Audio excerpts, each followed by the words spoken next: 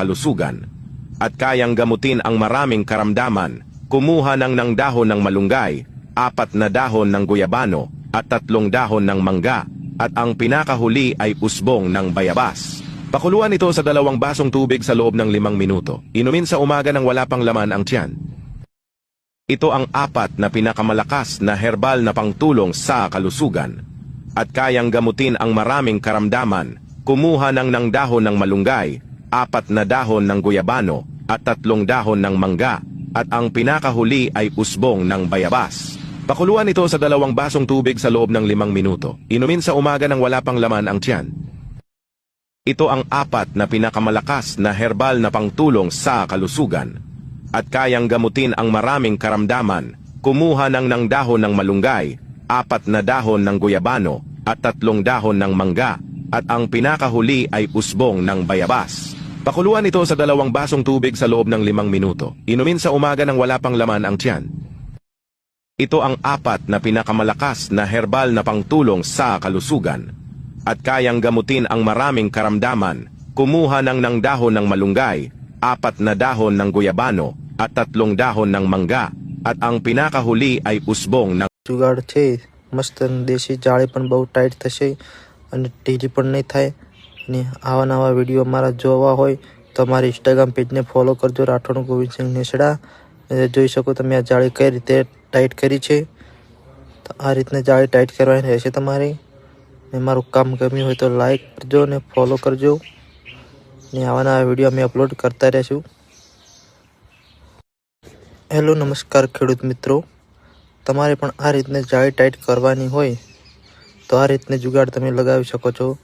જુઓ ભાઈ આ રીતે જુગાડ છે મસ્ત દેશી જાળી પણ બહુ ટાઈટ થશે અને ઢીલી પણ નહીં થાય અને આવા નવા વિડીયો અમારા જોવા હોય તો અમારા ઇન્સ્ટાગ્રામ પેજને ફોલો કરજો રાઠોડ ગોવિંદસિંહ નેસડા જોઈ શકો તમે આ જાળી કઈ રીતે ટાઈટ કરી છે તો આ રીતને જાળી ટાઈટ કરવાની રહેશે તમારે ને મારું કામ ગમ્યું હોય તો લાઈક કરજો ને ફોલો કરજો ને આવા નવા વિડીયો અમે અપલોડ કરતા રહેશું।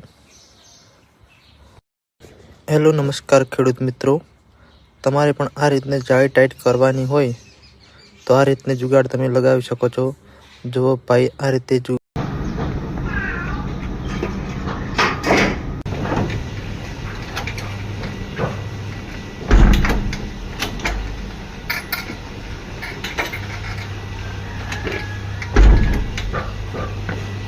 maayos.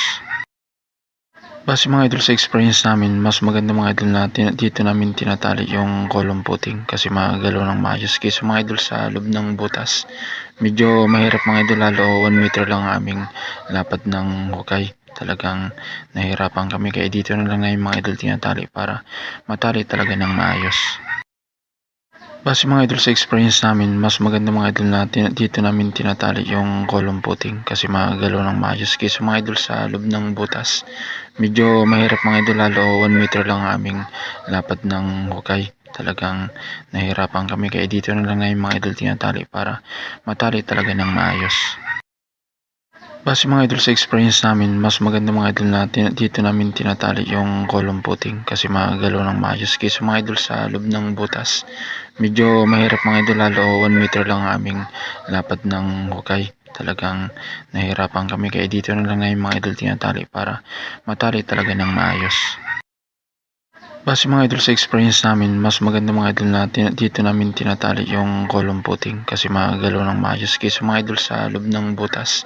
Medyo mahirap mga idol, lalo 1 meter lang ang aming lapad ng hukay. Talagang nahirapan kami kaya dito na lang na yung mga idol tinatali para matali talaga ng maayos.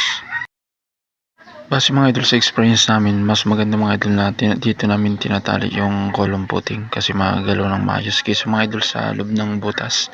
Medyo mahirap mga idol, lalo 1 meter lang ang aming lapad ng hukay. Talagang nahirapan kami kaya dito na lang na yung mga idol tinatali para matali talaga ng maayos. Base mga idol sa experience namin, mas maganda mga idol na dito namin tinatali yung kolong puting kasi magalaw ng maayos kaysa mga idol sa loob ng butas. Medyo mahirap mga idol, lalo 1 meter lang ang aming lapad ng hukay. Talagang nahirapan kami kaya dito na lang na yung mga idol tinatali para matali talaga ng maayos.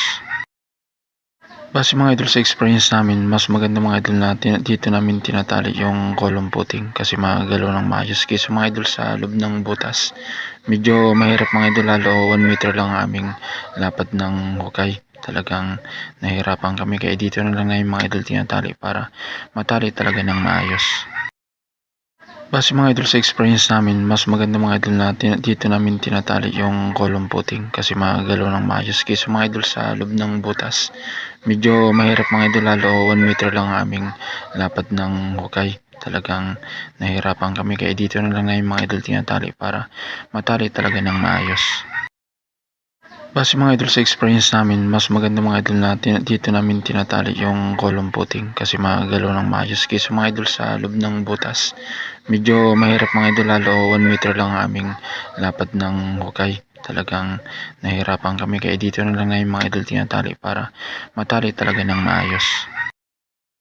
Base mga idol sa experience namin, mas maganda mga idol na dito namin tinatali yung column footing kasi magalaw ng maayos kaysa mga idol sa loob ng butas. Medyo mahirap mga idol lalo 1 meter lang ang aming lapad ng hukay. Talagang nahirapan kami kaya dito na lang namin mga idol tinatali para matali talaga ng maayos. Base mga idol sa experience namin, mas maganda mga idol na